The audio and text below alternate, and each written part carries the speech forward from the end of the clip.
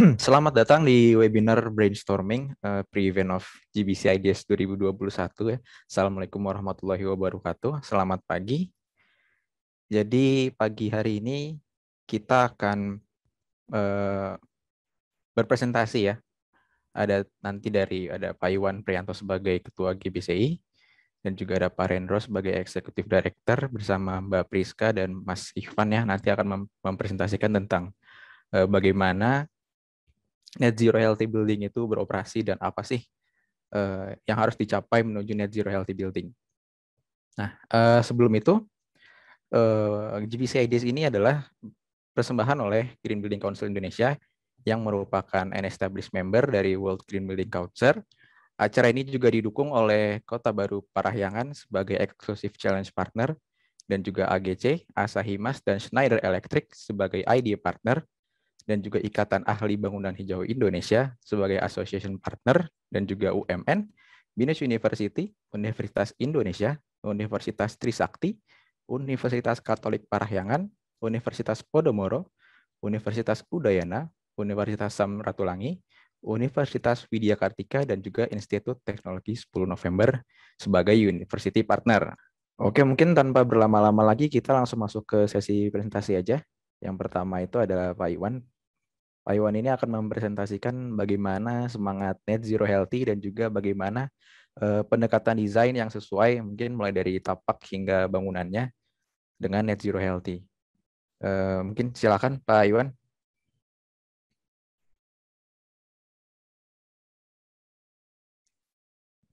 Baik, terima kasih. Assalamualaikum warahmatullahi wabarakatuh. Selamat pagi, terutama buat para peserta.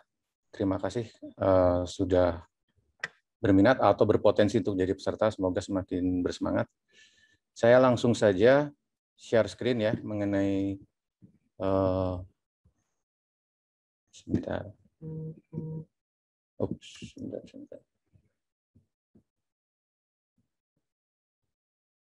Saya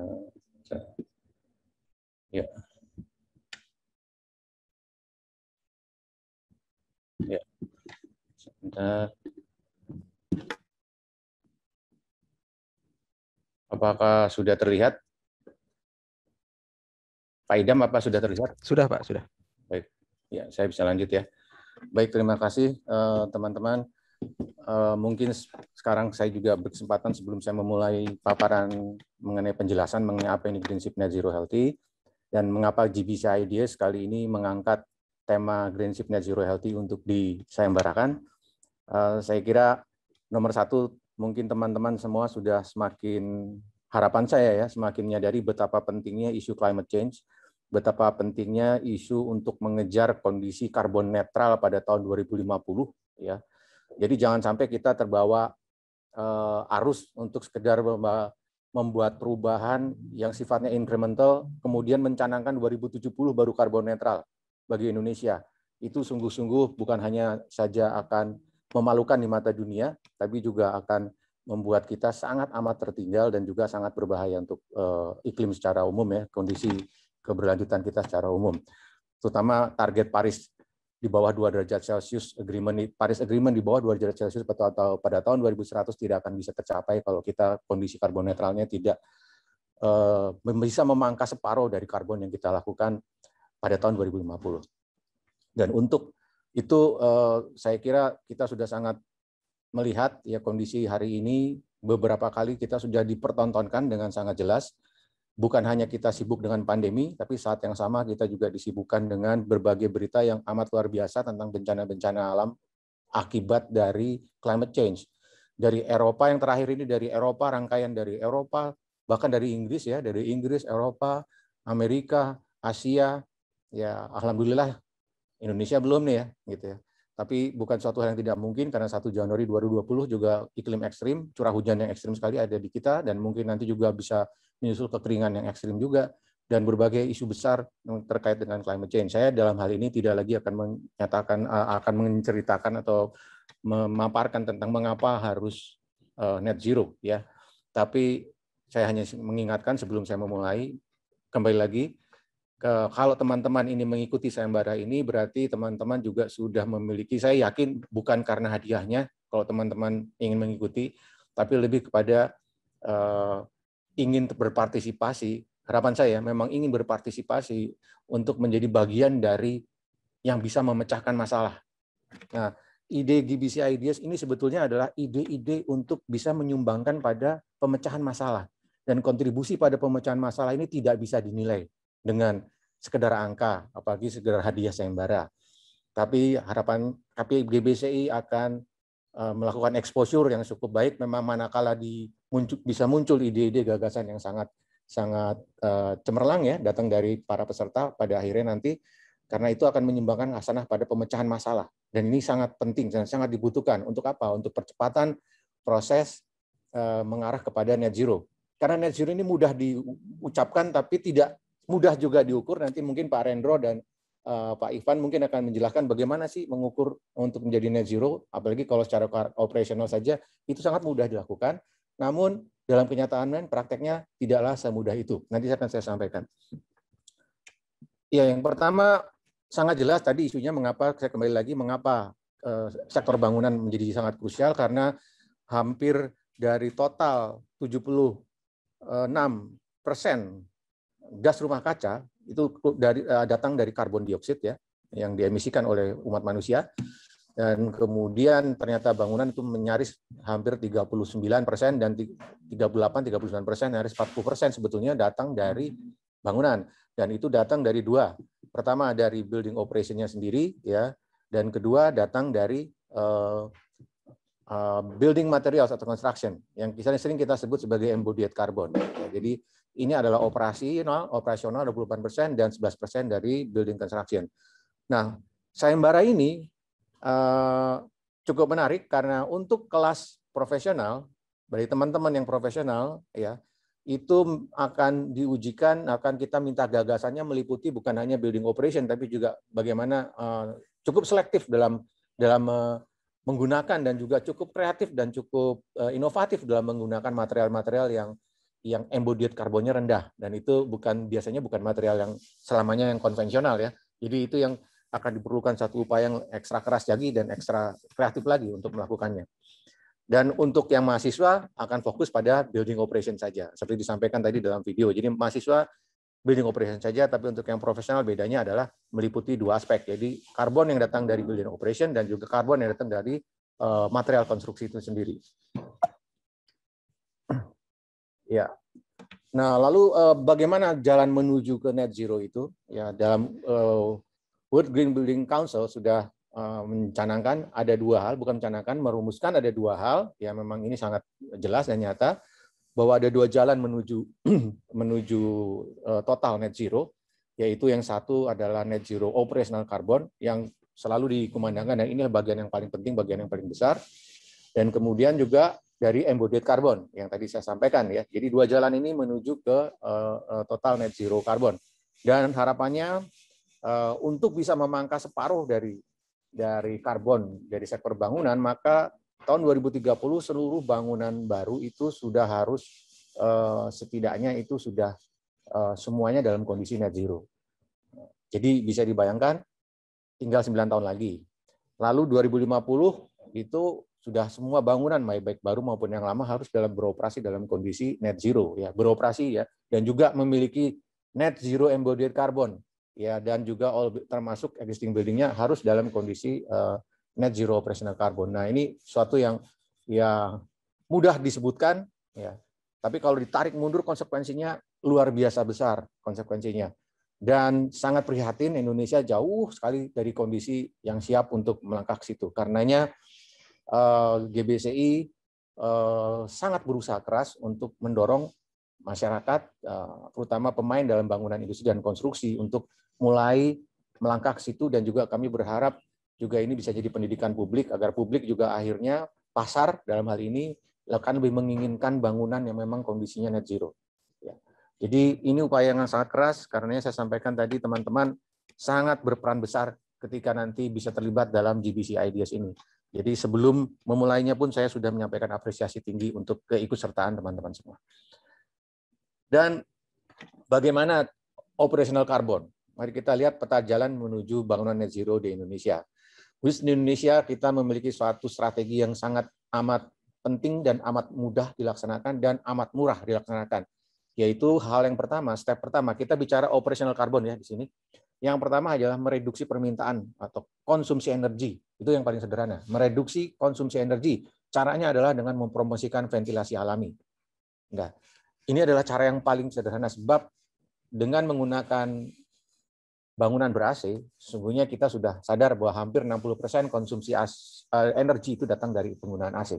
Jadi dengan kita memangkas penggunaan AC secara signifikan itu sangat besar menyumbangkan dalam penurunan emisi konsumsi energi, ya, emisi karbon dan menurunkan konsumsi energi. Sehingga strategi mempromosikan ventilasi alami, kembali lagi saya sampaikan bahwa inilah strategi besar yang bisa dilakukan Indonesia sebab negara-negara 4 musim tidak bisa mempromosikan seperti ventilasi alami seperti dalam kondisi di negara-negara tropis basah seperti Indonesia.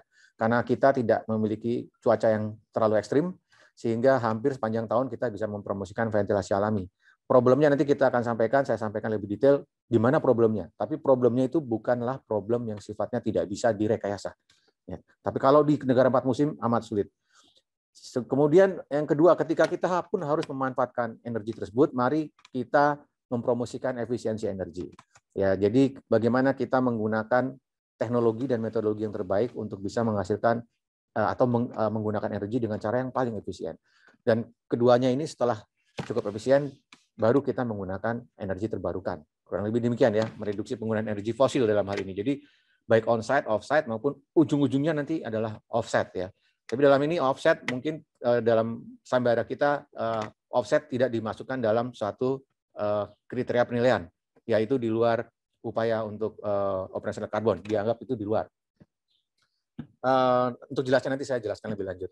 Dan yang saat yang sama, kondisi mempromosikan ventilasi alami itu dengan sendirinya saat yang sama seperti kita ketahui itu adalah kondisi yang terbaik juga untuk kesehatan ruang udara, khususnya dalam kondisi pandemi dan nanti post pandemi ini menjadi suatu persyaratan baru sehingga pergerakan udara bebas itu akan memberikan udara segar dan mereduksi aerosol di mana di dalam aerosol terdapat virus. Jadi mendilusi, melarutkan aerosol dengan menggunakan udara segar, menggunakan ventilasi alami itulah cara yang paling mudah untuk mengamankan atau memurnikan kualitas ruang udara dalam kita ya, atau indoor ya, indoor air quality kita, kurang lebih demikian. Dan kemudian kalaupun kita akhirnya menggunakan AC, menggunakan AC-nya pun harus memastikan bahwa ada pertukaran udara bersih yang sangat cukup baik ya, sedemikian rupa sehingga bukan hanya resirkulasi saja udaranya di dalam AC. Biasanya kalau AC split itu hanya resirkulasi, tapi kita harus mengupayakan juga untuk mengeluarkan udara kotor dan memasukkan udara bersih sedemikian rupa sehingga dia bisa melarutkan aerosol yang terkontaminasi. Tentunya ada standar-standar tertentu mengenai air change per hour-nya, pertukaran udaranya dan sebagainya dalam kondisi kita menggunakan AC tersebut ya. Dan terakhir, upaya untuk kita menggunakan atau menerapkan prinsip net zero itu sesungguhnya kita mereduksi atau mengurangi percepatan pemanasan global. Ya kita menghindari bencana climate change yang secara umum dalam konteks virus, pandemi, itu mencegah munculnya virus-virus berubah untuk muncul kembali akibat gletser-gletser yang mencair di muka bumi. Ya, saya kira itu sangat signifikan. Satu saja virus yang kemudian bermutasi dalam berbagai strain sudah membuat kita mandek ya secara umum ya, teredam sekali pergerakan umat manusia ini sehingga bisa dibayangkan kalau terjadi multiple virus. Dan ini bukan hal yang main-main ya.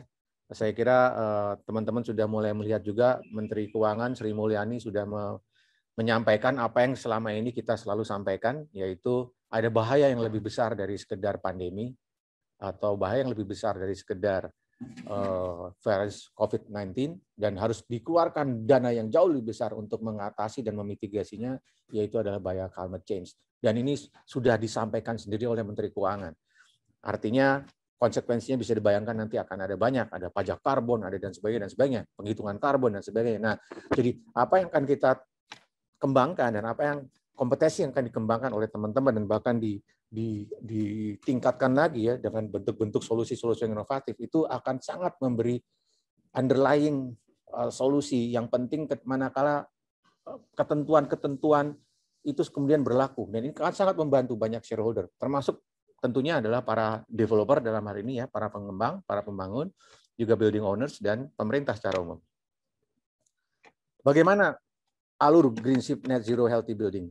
Sekali lagi ini operational carbon ya. Jadi bukan berarti kalau kita menurunkan konsumsi energi langsung urusannya tinggal bicara tentang teknologi. Ya, saya sampaikan tadi. Bahkan kalau boleh saya sampaikan secara sederhana, kompetisi GBC Ideas ini sesungguhnya akan berfokus pada akhirnya adalah keterampilan dan kecerdasan para peserta untuk bisa menggunakan atau memberikan satu solusi yang baik ya, sedemikian rupa bisa menaklukkan apa namanya angin ya, udara ya, agar bisa bergerak. Udara yang bergerak itu akan bisa menimbulkan prinsip ventilasi alami yang bekerja dengan efektif karena terjadi pertukaran udara.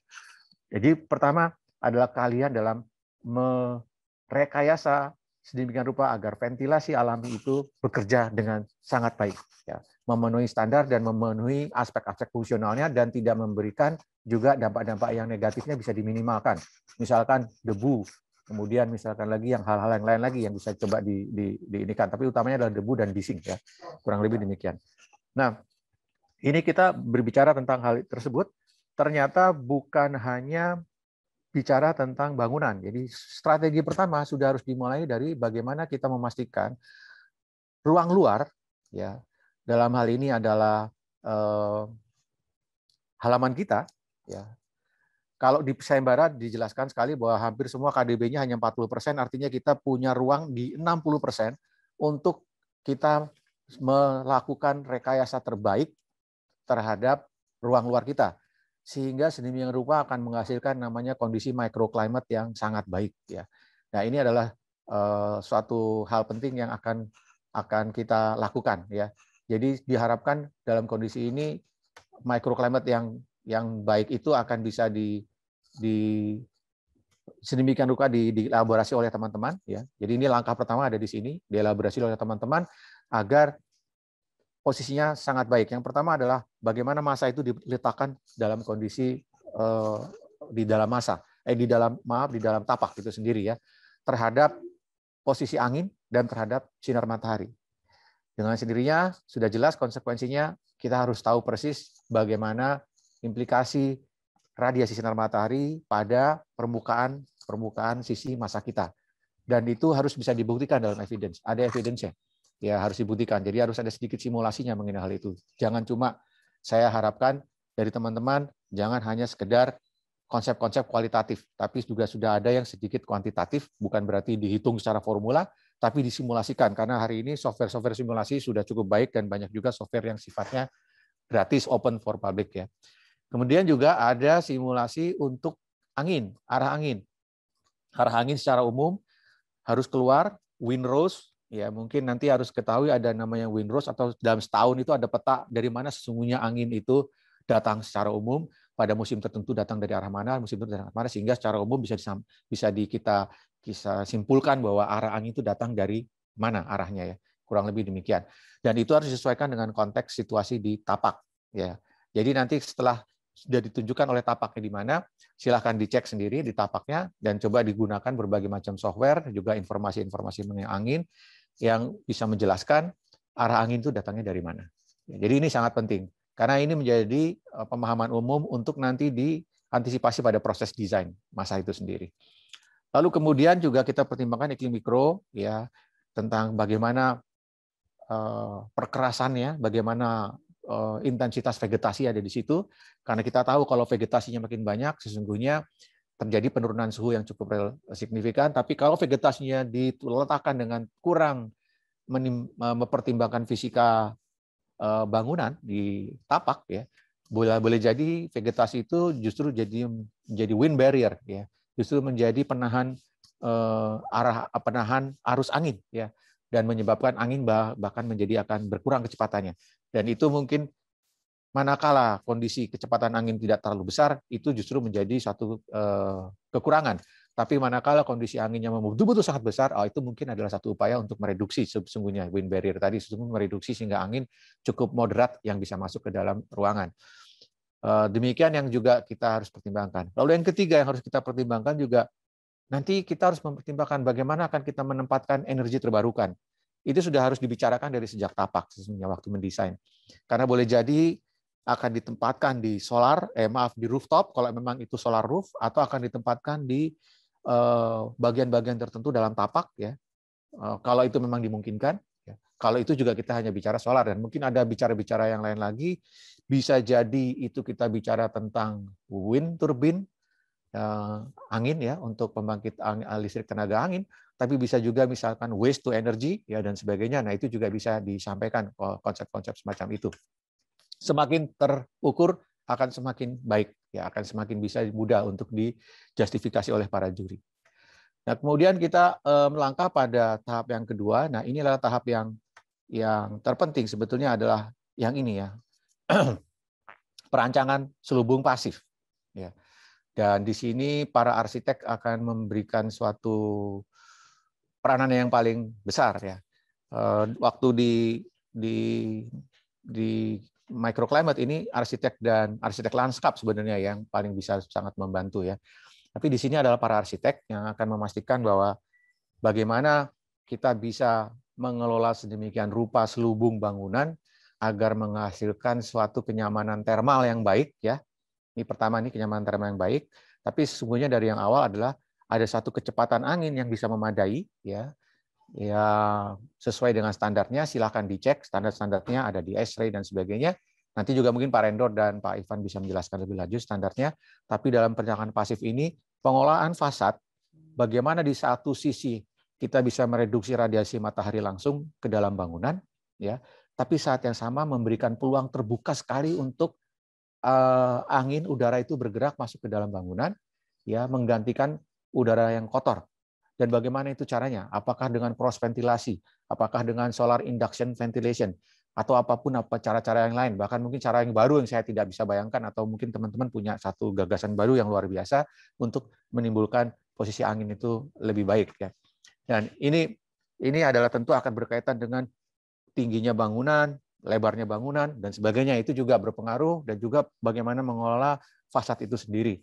Dan ini tidak bisa, biasanya kalau para arsitek itu berhenti pada konsep-konsep yang sifatnya kualitatif ya. Tapi khusus untuk kita berurusan dengan green building, prinsipnya adalah if we can measure it, then we can manage it. Ya, jadi kalau kita bisa mengukurnya, maka kita bisa mengelolanya.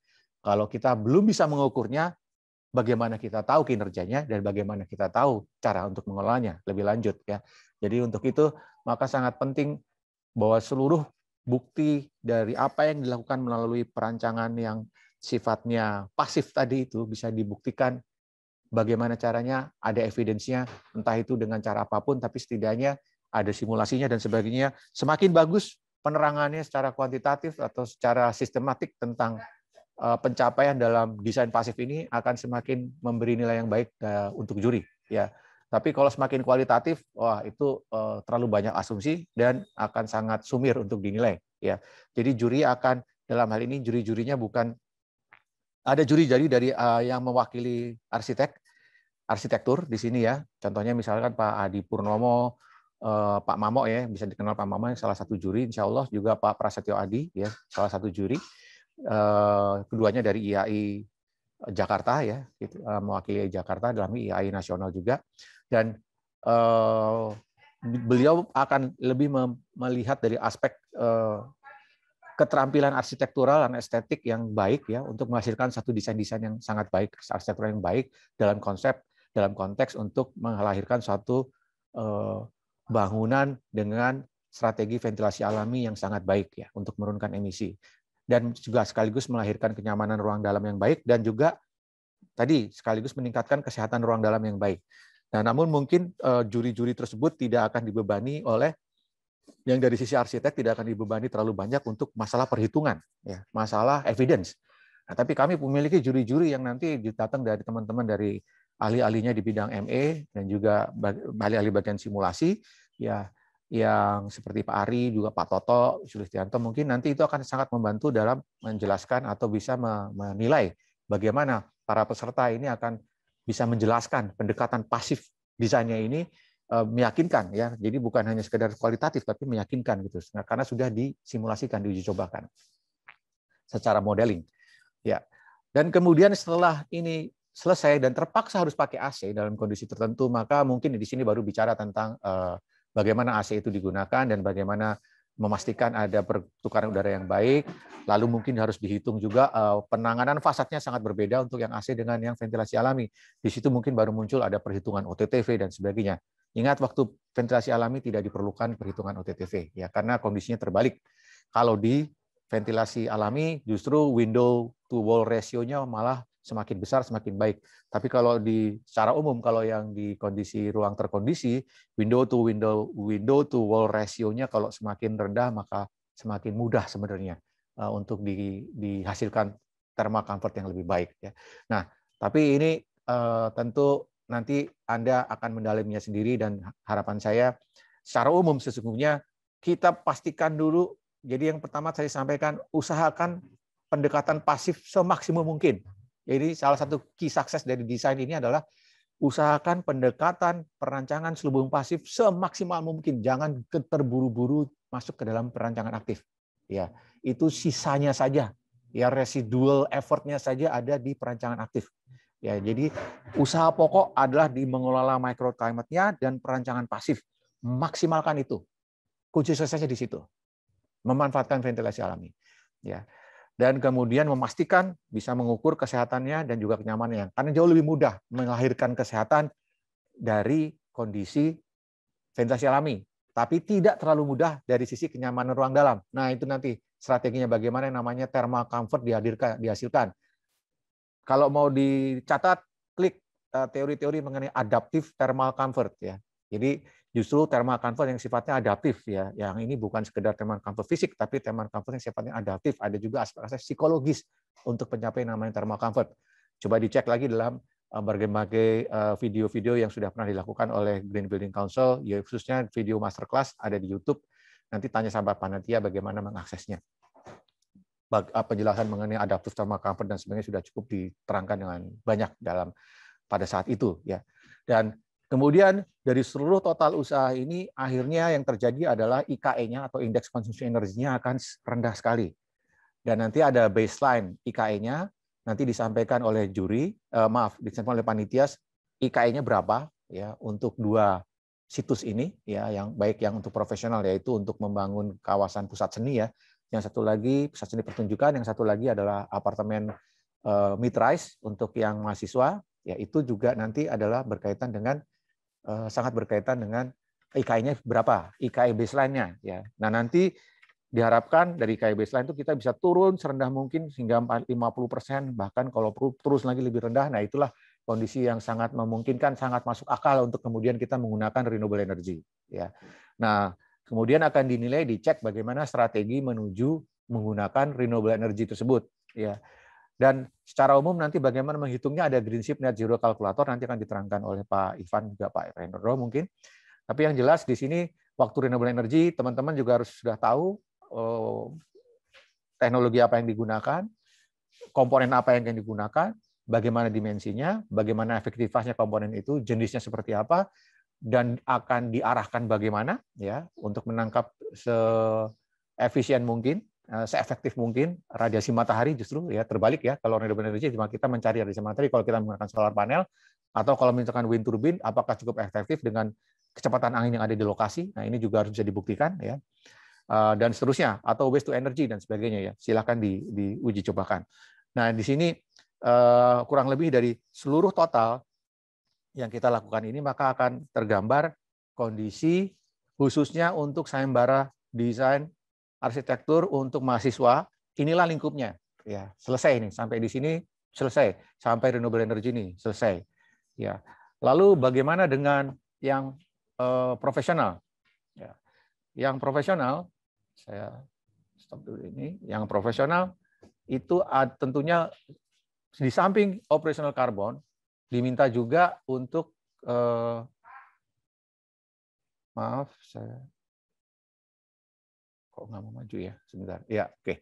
Di samping operational carbon tapi diminta juga untuk memasukkan coba mengelaborasi embodied carbon ya. Di mana embodied carbon ini masuk di dalam konteks operational carbon. Jadi tentu masuknya adalah manakala ini menjadi material konstruksi yang akan digunakan pada saat perancangan selubung pasif dan seterusnya. Ya. Dan apa itu embodied carbon? Itu embodied carbon adalah semata-mata adalah total jumlah karbon dikalikan dengan indeks karbonnya masing-masing material. Ya. Itu bisa dicek nanti di berbagai sumber. Dan dikalikan dengan jumlah atau volume material yang akan digunakan, dan masih juga ditambah lagi dengan karbon yang dihasilkan, karbon footprint secara umum yang dihasilkan dari proses transportasi, distribusi, yaitu dari mana? Dimulai dari awalnya, dari cradle-nya, dari ekskavasi di lokasi penambangan, kalau itu material hasil tambang, ya, atau material hasil penanaman. Nah, tentunya dari sini kita sudah bisa tahu mana yang lebih renewable ya dibandingkan penambangan ke penanaman. Tentu saja penanaman ya, sudah tahu ya dengan sendirinya. Jadi embodied carbon yang dihasilkan dari material penambangan jauh lebih besar jejak karbon footprint-nya dibandingkan yang penanaman. Ya. Jadi material itu tentu sangat berbeda ya. Kalau kita bicara menggali pasir, lalu material batu, semen dan sebagainya, material-material tertentu aluminium, besi dan sebagainya itu pasir kuarsa dan seterusnya itu semua adalah material penambangan. Di samping penambangan itu sifatnya juga kurang sustainable sebab hasil tambangnya bisa menghasilkan kerusakan ekologis yang harus direstorasi, dan restorasinya cukup lama biasanya, sangat lama sekali memakan waktu, dan semua pun terdapat jejak karbon di dalamnya. Ya. Jadi dari ekskavasi sudah ada karbonnya, transportasi menuju ke lokasi pengolahan atau produksi material sudah ada karbonnya lagi. Di proses produksinya sendiri itu akan diperlukan energi untuk mengolahnya sedemikian rupa.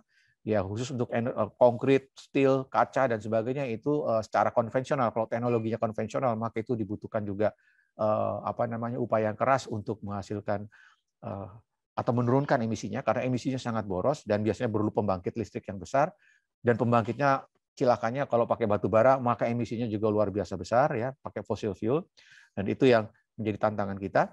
Dan kemudian setelah diproduksi, material itu jadi siap dipakai, kemudian ditransportasikan ke lokasi konstruksi. Ya, dan disinilah baru diadopsi untuk digunakan dalam proses operational carbon, operational building yang menghasilkan operational carbon. Kurang lebih demikian. Sehingga di sini bagi yang kalangan profesional jauh lebih tertantang, challenging. Di samping melakukan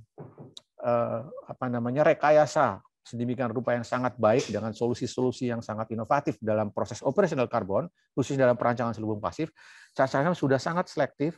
Dan juga nanti akan berakibat dalam teknologi dan juga metodologi dan juga desain rancang bangun dari arsitekturnya sendiri, manakala kita menggunakan material tertentu.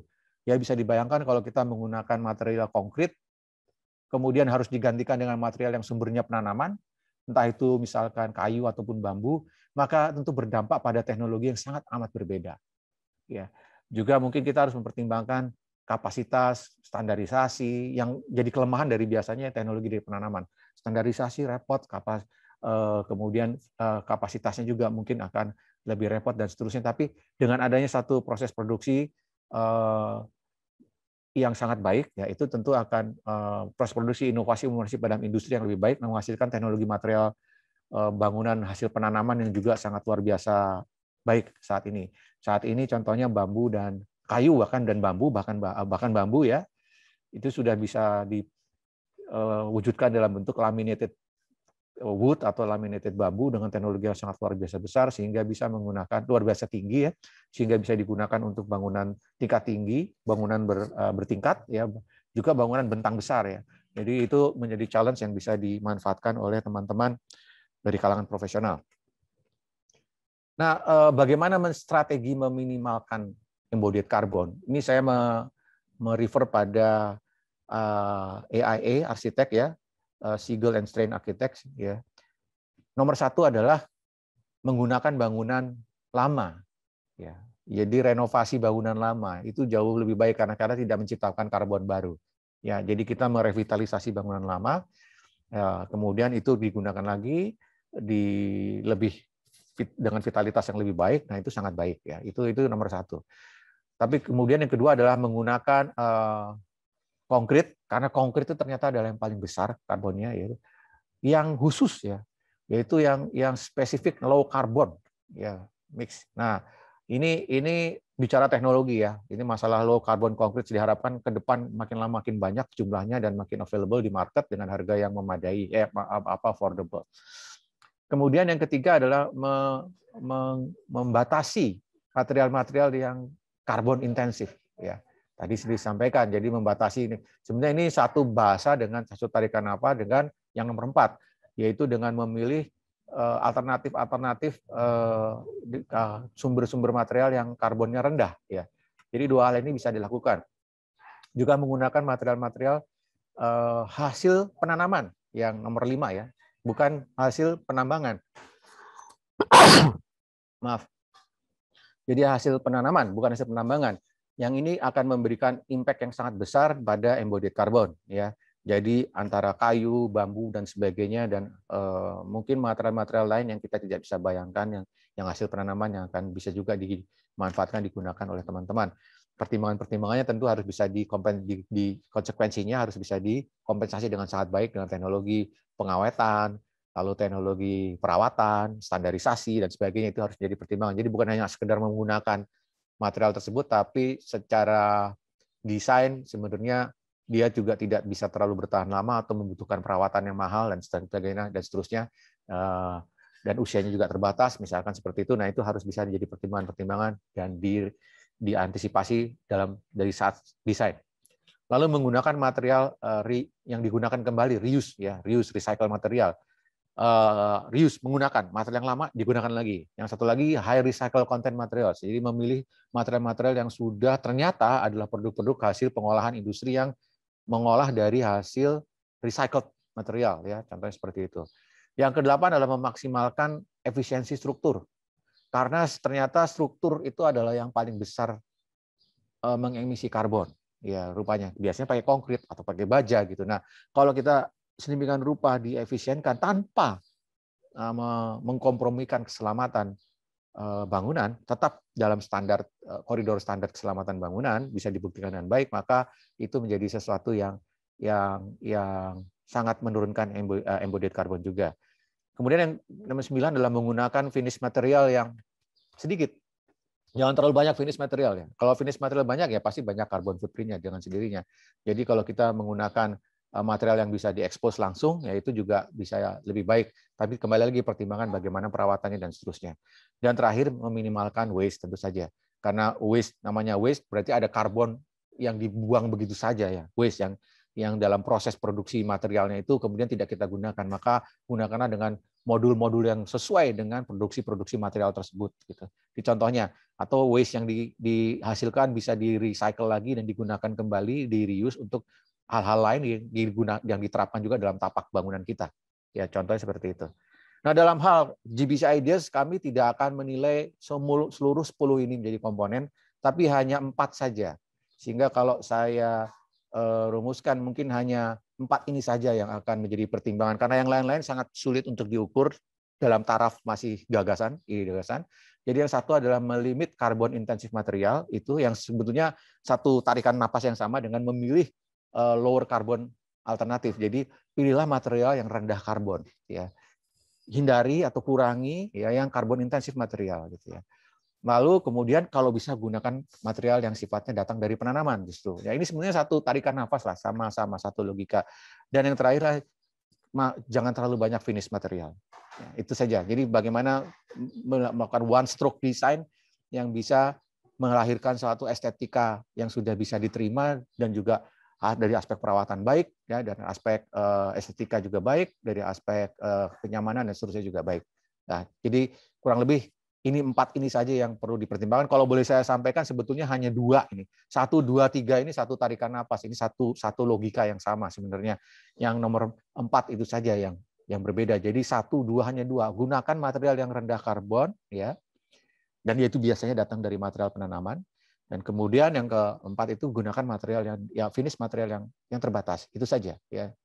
Jadi itu yang bisa terlihat dalam gagasan ide. Tapi kalau saya ini menggunakan konkret yang di-recycle, wah susah itu penuh asumsi ya.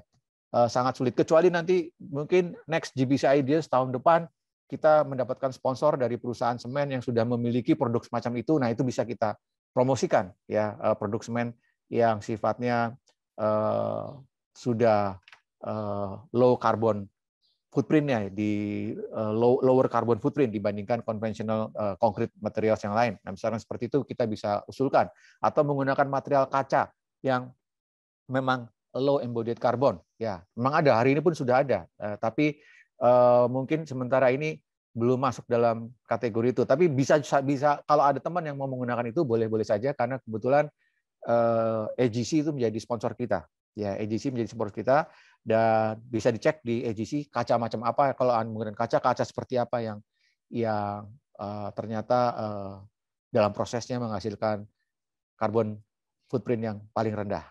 Ya, bisa dicek di AGC. Ya, kurang lebih demikian. Dan terakhir ini sebenarnya adalah potensi sirkular ini. Ini bukan suatu arahan yang teknis, tapi ini hanya satu wawasan saja, membuka teman-teman bahwa tadi proses yang saya sampaikan itu seolah-olah linear dari embodied carbon kemudian operational carbon, tapi sesungguhnya itu kalau ditekuk ya sedemikian rupa itu bisa menjadi sirkular. Ya, yaitu ini. Secara lengkapnya adalah ini. Jadi operational carbon dari mereduksi konsumsi energi, kemudian meningkatkan efisiensi energi sedemikian rupa ya semaksimum mungkin, lalu menggunakan energi terbarukan, dan manakala masih ada residualnya, kembali lagi saya sampaikan ya, dalam konteks GBC IDS kita tidak akan menilai yang namanya off-site karbon dan juga offset karbon. Ya, saya mungkin perlu dicatat ya. Bukan hanya yang kita nilai untuk renewable energy hanya yang on-site. Ya. Jadi untuk yang off-site dan offset itu terlalu banyak asumsinya. Ya. Jadi tidak dalam gagasan ide, dan itu tidak ada hubungannya dengan inovasi desain. Ya. Yang inovasi desain adalah pada saat kondisi kita memaksimumkan posisi on-site. Kalau sudah off-site itu kan bicaranya suatu pemecahan di luar tapak, ya sudah kondisi yang tidak ada hubungannya dengan desain. Jadi kami tidak akan menilai solusi-solusi yang sifatnya off-site dan juga offset. Nah, yang offset adalah ketika kita menyeimbangkan tadi.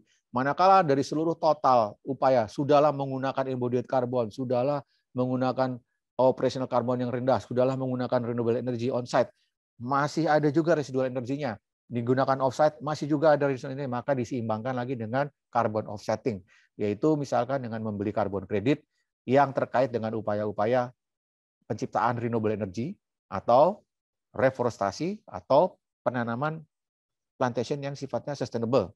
Dan itu akan jauh lebih baik kalau saya putar lagi bahwa yang sustainable plantation itu akan dikaitkan juga sustainable plantation yang dikaitkan untuk material bangunan, yaitu kayu, bambu, dan sebagainya.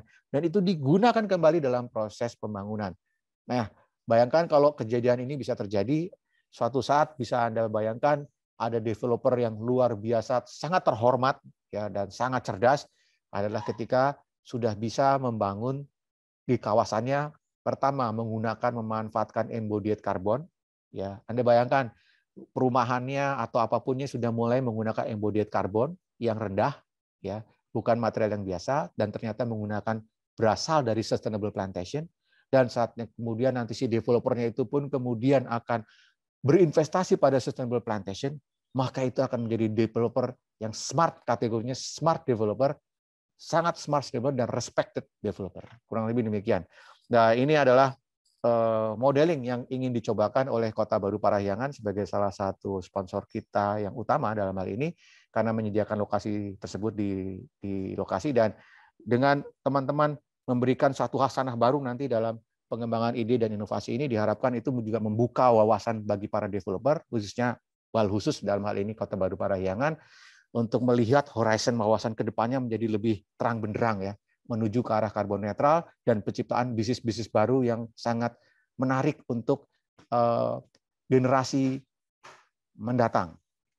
Near future generation, jadi generasi yang dekat yang mendatang. Jadi teman-teman kita sendiri semua, terutama para peminat rumah pertama, ya, para yang ingin hidup di satu kawasan yang baru, yang pertama baik yang senior maupun yang baru, itu semua berpikir bahwa saya harus tinggal di satu tempat, yang di satu lingkungan yang memang betul-betul mengutamakan atau sudah menjadi bagian dari pemecahan masalah dan juga menimbulkan kondisi secara umum lingkungan yang lebih ekologis, lebih ramah lingkungan, dan lebih memanusiakan dan lebih menyejahterakan pada akhirnya. Demikian, terima kasih. Semoga ini cukup bisa memberi gambaran tentang apa yang harus dilakukan dan strategi besar menuju desain yang bisa menjawab challenge yang kita luncurkan dalam GBC Ideas kali ini. Terima kasih.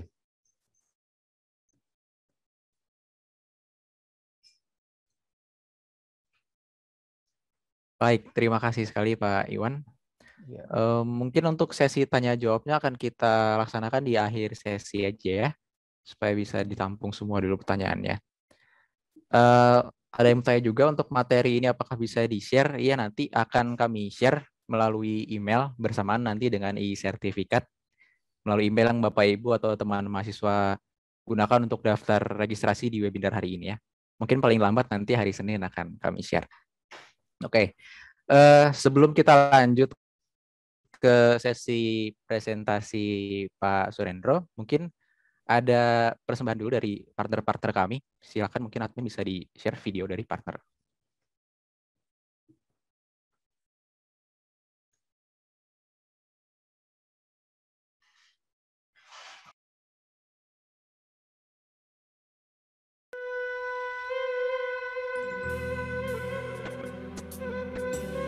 Bumi Parahyangan memiliki alam yang indah menakjubkan.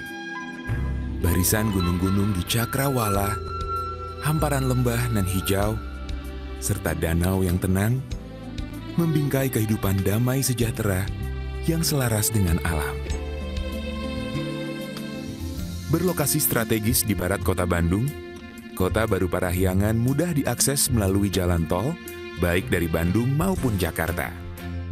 Kota Baru Parahyangan dikembangkan dalam skala kota mandiri berstandar internasional.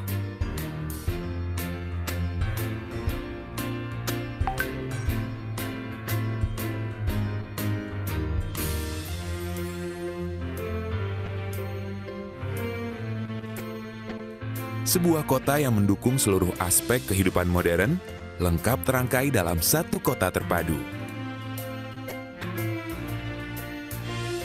Kota Baru Parahyangan, kota mandiri berwawasan pendidikan.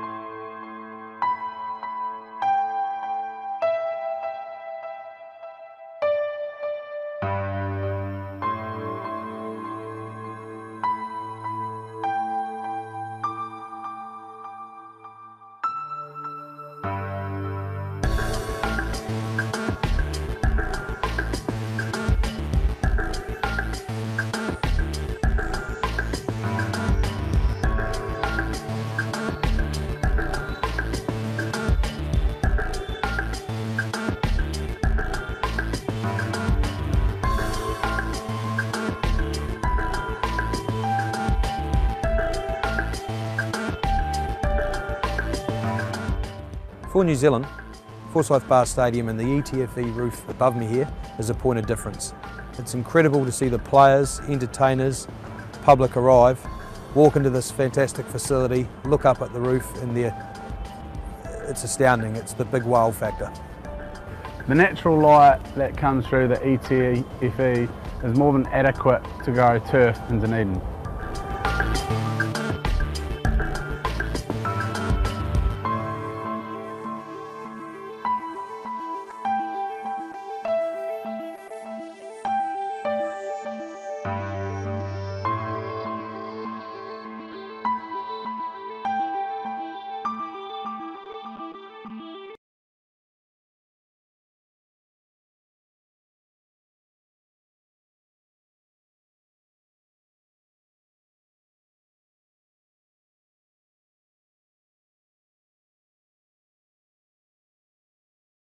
Ya, itu adalah tadi persembahan dari partner-partner kami.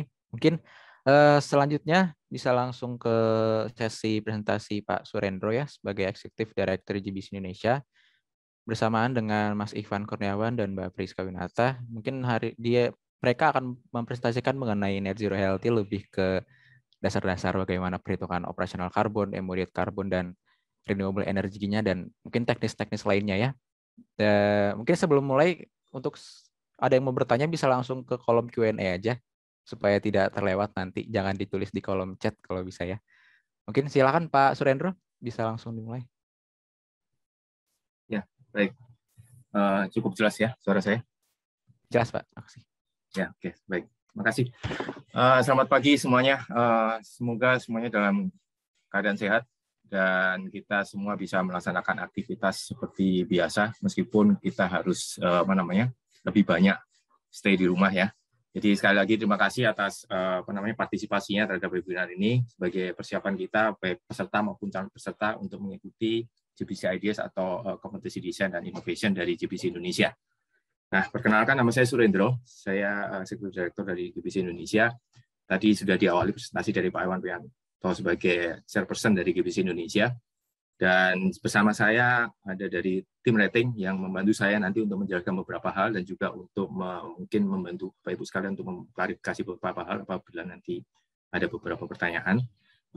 Bisa disampaikan bahwa saat ini saya ditemani oleh Ivan Kurniawan dari Rating Development Coordinator dari Rating Development Division dari GBC Indonesia, dan juga dibantu oleh Priska Winata dari Rating Development juga.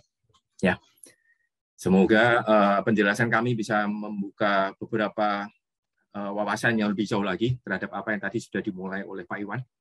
Jadi mungkin sebelum saya akan menyampaikan memberi kesempatan paparan untuk Ivan dan juga Priska, saya akan menyampaikan beberapa hal dulu yang mungkin bisa menjadi perhatian teman-teman sekalian atau Bapak Ibu dari arsitek yang mengikuti ataupun ingin mengikuti kompetisi GBC Ideas tahun 2021 ini.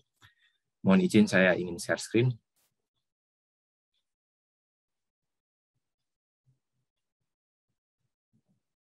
Ya. Jadi beberapa yang ingin saya sampaikan mungkin nanti bisa menjadi informasi dan juga membuka wawasan dan juga yang saya yakin teman-teman dari mahasiswa maupun dari para arsitek juga mempunyai banyak referensi yang nantinya bisa disampaikan juga pada saat nanti menyampaikan idenya atau menyampaikan desainnya di kompetisi desain ini. Nah, tapi sebelumnya saya akan menyampaikan dulu bahwa GBC Indonesia adalah anggota dari World Green Building Council, ya, dan kita adalah anggota established member. Artinya adalah full member ataupun dari level tertinggi dari membership dari total 70 anggota World Green Building Council, sekitar 30-40 diantaranya adalah established member. Jadi masih lebih banyak yang masih belum sampai mencapai level established member, tapi Indonesia bisa mencapainya karena kita memang secara continuously untuk mengkampanyekan dan juga mengimplementasikan aspek green building, dan salah satunya adalah tentang net zero ini. Advancing net zero sendiri adalah program global yang diinisiasi oleh World Green Building Council yang tadi sudah sempat disampaikan oleh Pak Iwan, dengan target mid-term maupun long-term-nya ada 2030 seluruh bangunan baru mulai beroperasi pada net zero, dan juga 2050 seluruh bangunan baik bangunan baru maupun bangunan existing juga beroperasi pada kondisi net zero. Nah, program besar GBC Indonesia terkait dekarbonisasi atau advancing net zero. Ya. Dan sebetulnya kita ada 7 komitmen atau 7 objektif dari komitmen kita dalam program Advancing Net Zero itu, mulai dari certification program, training, kemudian demonstration project, melibatkan atau mengencourage government untuk bisa membuat policy yang mengarah ke sana, dan juga corporate atau private sector engagement juga, dan juga bagaimana kita mengkampanyekan embodied carbon, dan juga yang terpenting juga saat ini, makanya kita juga melibatkan para mahasiswa. Rangkaian dari banyak program kita yang sudah dimulai tahun 2019 yang lalu. Jadi kita mulai berkomitmen ini di Mei 2019, kemudian November 2019 kita mulai soft launching dari certification program kita, dan mulai 2020 kita mulai mengadakan beberapa webinar, beberapa campaign, dan beberapa awareness tentang net zero. Untuk itulah, seperti mungkin teman-teman sekalian dan juga Bapak Ibu yang mulai dengar sekarang, semua orang, banyak pihak sekarang mulai bicara net zero. GBC Indonesia sendiri sebenarnya sudah mulai mengkampanyekan ini sejak tahun awal 2019. Ya, jadi dan 2021 ini mulai berjalan beberapa pilot project ya di sekolah dan juga khususnya di sekolah. Ya, karena memang kita menyasar bagaimana tidak hanya berdampak pada lingkungan tapi juga langsung berdampak pada pengguna di dalamnya. Yang dalam ini yang generation dan juga para pengajar yang diharapkan bisa menyebarkan lebih banyak lagi tentang aspek net zero ini seperti apa. Khususnya berkembang kemudian menjadi net zero healthy. Khususnya dalam kondisi sekarang pandemi seperti ini, healthy building menjadi sangat-sangat penting. Oke. Jadi itu sekilas tentang program GBC Indonesia dan kenapa kita adakan GBC Ideas ini, ya, supaya tadi itu awareness seperti video tadi sudah disampaikan. Jadi ini adalah rangkaian dan program besar GBC Indonesia sebetulnya terkait dengan dekarbonisasi. Nah, saya tidak akan berpanjang lebar, ini sudah disampaikan oleh Pak Iwan, jadi prinsipnya seperti ini, tadi Pak Iwan juga sudah sampaikan bahwa tolong banyak fokus untuk bagaimana mengoptimalkan desain pasif. Ya, kan itu sebetulnya tadi itu, langkah awal yang sebelah kiri itu, mengurangi energy demand.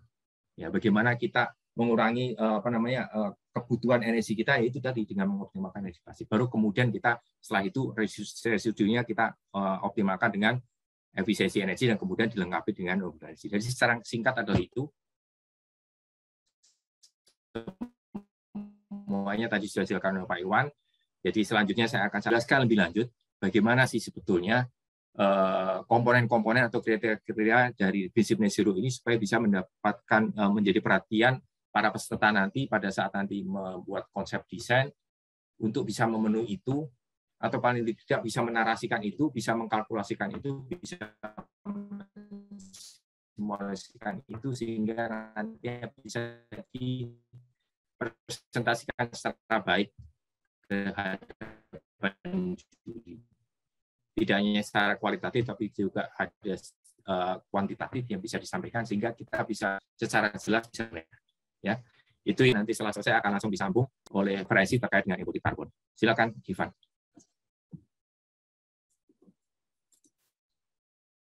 Ya, oke.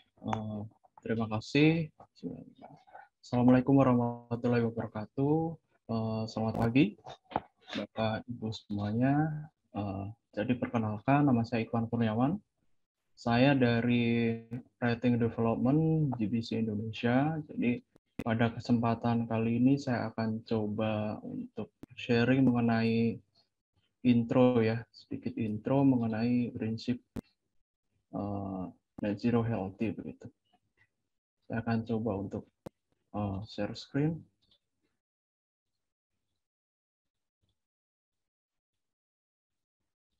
Oke. Semoga sudah terlihat ya.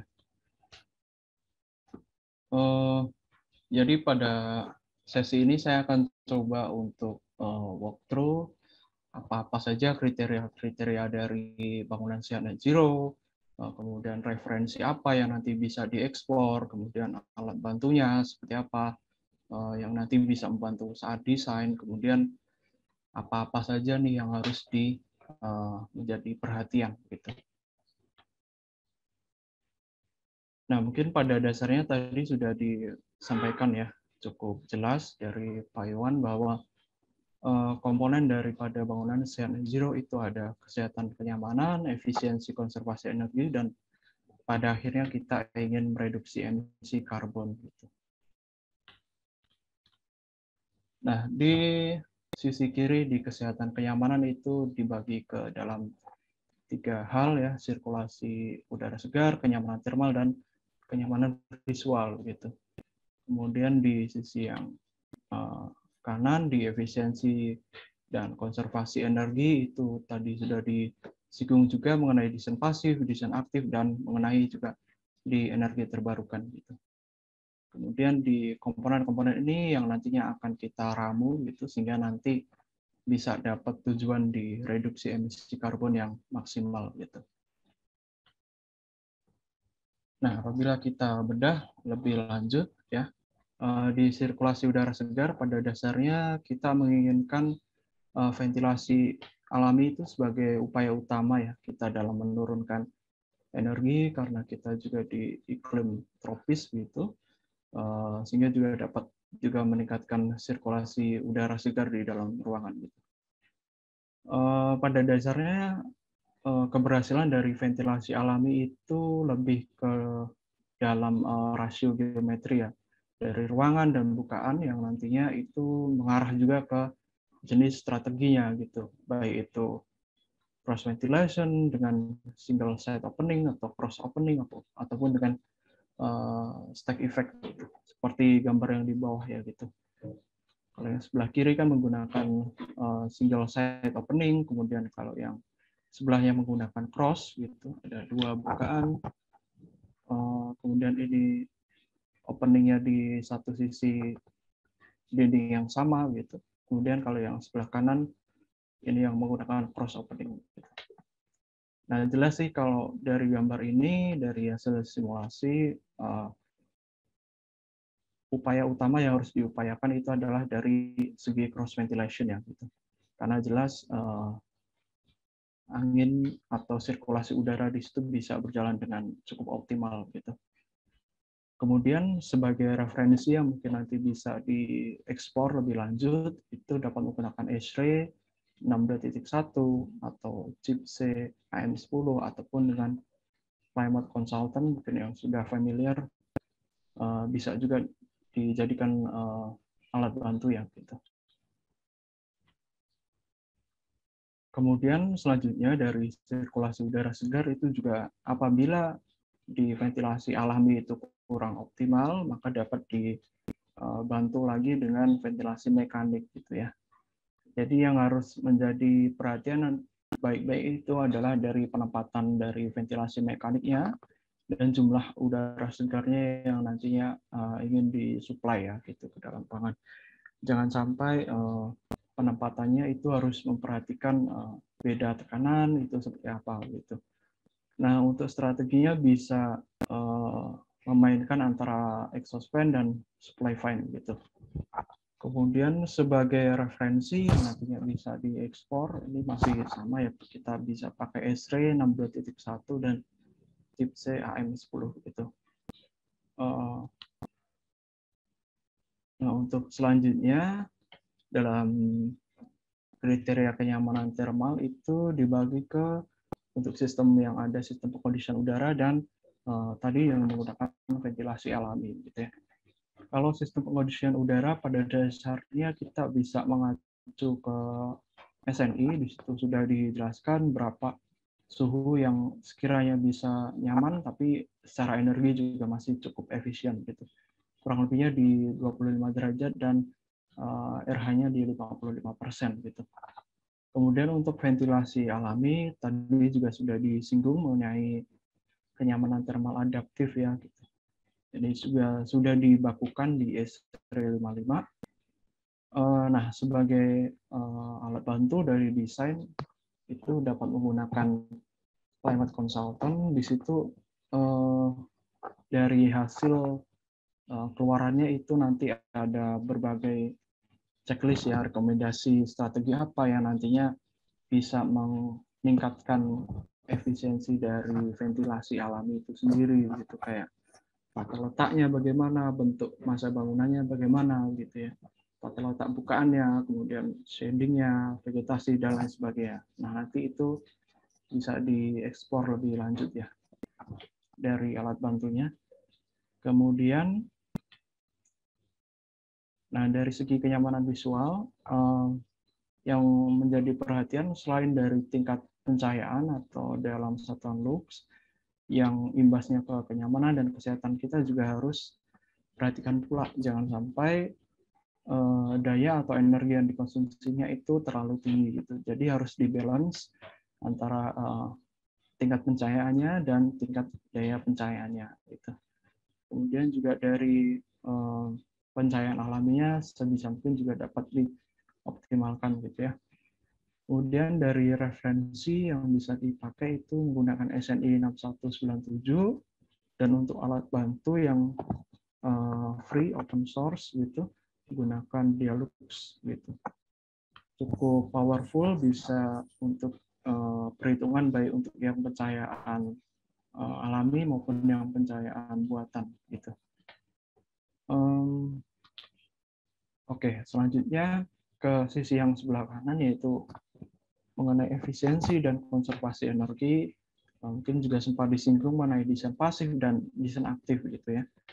Nah, pada dasarnya aktualisasi dari keberhasilan desain pasif dan aktif itu nanti akan diwujudkan dalam sebuah nilai yang disebut dengan IKE, mungkin juga sudah familiar, satuannya yang kilowatt hour per meter square gitu ya. Nah, kemudian dari desain pasif itu mengenai seluruh bangunan, vegetasi, pencahayaan alami, ventilasi alami, dan lain sebagainya. Kemudian dari desain aktif itu dari sistem tata udara, sistem pencahayaan, kemudian sistem transportasi itu juga bisa. Nah, dari desain pasif dan aktif inilah yang harus diramu gitu seoptimal mungkin sehingga dapat menghasilkan nilai IKE yang serendah mungkin gitu ya. Tapi dalam hal kenyamanan dan kesehatan juga harus terpenuhi gitu. Nah, dari referensinya ini dari sistem tata udara ya gitu. Itu dapat 6389, kalau yang sistem pencahayaan dapat SNI 6197 gitu. Nah, untuk alat bantunya ini mungkin cukup advance, dapat menggunakan building energy modeling, atau mungkin lebih mudahnya lagi dapat menggunakan worksheet gitu ya. Jadi nanti kita di modeling ini kita bisa meramu dari desain pasif dan desain aktif yang ada atau yang akan kita usulkan, nanti kita bisa ramu ke dalam modelnya sehingga bisa terwujud nanti berapa kira-kira IKE-nya berapa gitu. Mungkin lebih advance lagi kita juga bisa menggunakan parametric design gitu ya. Kita bisa cari-cari opsi-opsi apa saja yang sehingga bisa menurunkan nilai IKE jauh lebih rendah gitu. Kemudian selanjutnya di sisi energi terbarukan kita sudah disinggung ya mengenai net zero ready, yang minimal harus ada RE on-site-nya kurang lebih di 10%, minimal 10% ya. Kemudian di net zero certified itu RE-nya 100% dengan minimal RE on-site-nya di 50% gitu. Kemudian dari jenis energi terbarukan mungkin yang lebih visible itu dari solar PV dan kincir angin ya kalau di bangunan, ataupun mungkin dari waste itu juga mungkin bisa visible.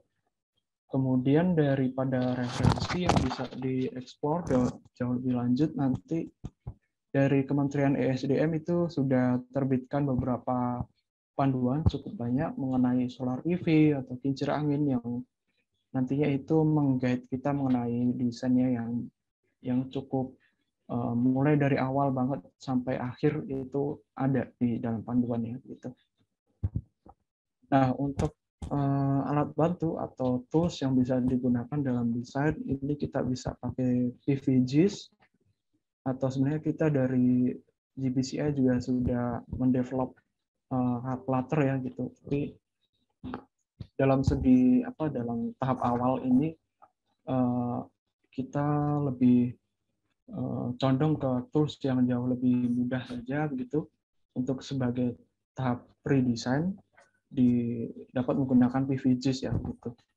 Nah, di tools ini cukup powerful, jadi kita bisa menentukan lokasinya, lokasi bangunan kita di mana, kemudian kira-kira berapa solar PV yang akan kita pasang gitu ya. Kemudian nanti bisa dihitungkan juga sudutnya yang optimal berapa, kemudian arahnya kemana gitu, nanti bisa dihitungkan gitu. Dan di hasil akhirnya nanti bisa ketahuan berapalah nilai energi terbarukan yang dihasilkan dari solar PV-nya begitu.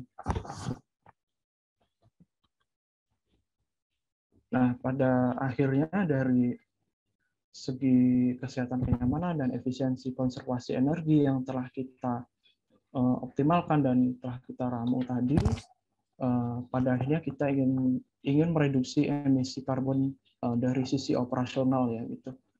Nah, kita dapat melakukan perhitungan carbon balance, jadi kita membalance dari sisi kiri itu karbon di sisi operasional, kemudian di sisi kanan itu ada dari renewable energy yang kita pasang itu ya.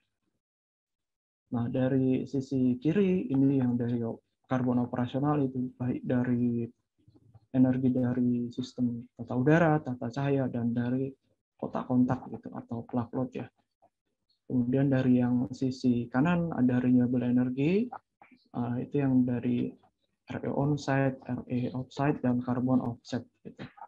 Nah, dua hal inilah yang harus kita balance, harus kita timbang-timbang, yang nantinya apakah sudah bisa mencapai nol atau belum mencapai nol gitu. Untuk selanjutnya jauh lebih lanjut mengenai embodied carbon dari material akan disampaikan oleh Mbak Priska ya, Mbak Priska Winata. Ini silahkan. Terima kasih. Halo semua, perkenalkan nama saya Priska Winata. Saya juga salah satu tim dari rating development di Indonesia. Ya, sekarang saya ingin menjelaskan sedikit tentang embodied carbon. Jadi kalau dalam suatu proses material bangunan, itu tahapnya itu seperti yang sudah dijelaskan Pak Iwan, seperti sirkular gitu ya, dari proses ekstraksi material sampai ke disposal atau pengelolaan material pada masa akhirnya nanti. Jadi embodied energy, kalau kita ngomong material, kita berbicara tentang embodied energy.